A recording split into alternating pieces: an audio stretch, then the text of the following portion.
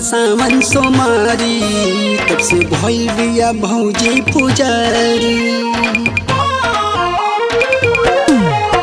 जब से चढ़ल बा सावन सोमारी तब से भइल बिया भौजी पुजारी। लेके भोले के नाम जब तारी सुबह शाम लगत नहीं के उनका कोनो काम पर। जल ढारे भोले के नाम पर भौजाई हमर जल ढारे भोले के नाम पर। जल ढारे भोले के नाम पर भौजाई हमर जल ढारे भोले के नाम पर।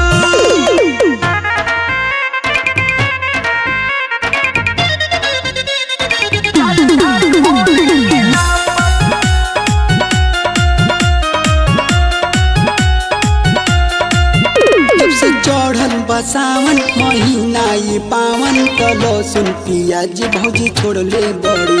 न केहू से लेना न केहू से देना ई बाबा में नहीं आता जुड़ले बड़ी। अरे चढ़ल बा सावन महीना ये पावन त लहसुन पियाज भौजी छोड़ले बड़ी। न केहू से लेना न केहू से देना ई बाबा में नहीं आता जुड़ले बड़ी। भक्ति में रहेली मगन हो सुबह शामू त करेली भजन हो। भौजी भइल बड़ी सती उजरावे अगरबत्ती दिली बारी के माचिस के खाम पर। जल ढारे भोले के नाम पर भौजाई हमर जल ढारे भोले के नाम पर। जल ढारे भोले के नाम पर भौजाई हमर जल ढारे भोले के नाम पर।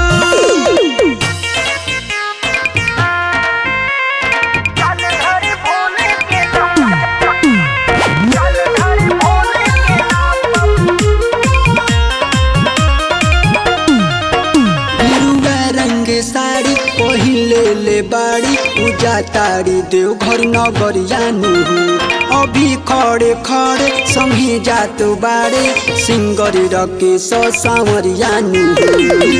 रंगे साड़ी पहिले ले बाड़ी पूजा तारी देव घर नगरियानु हो।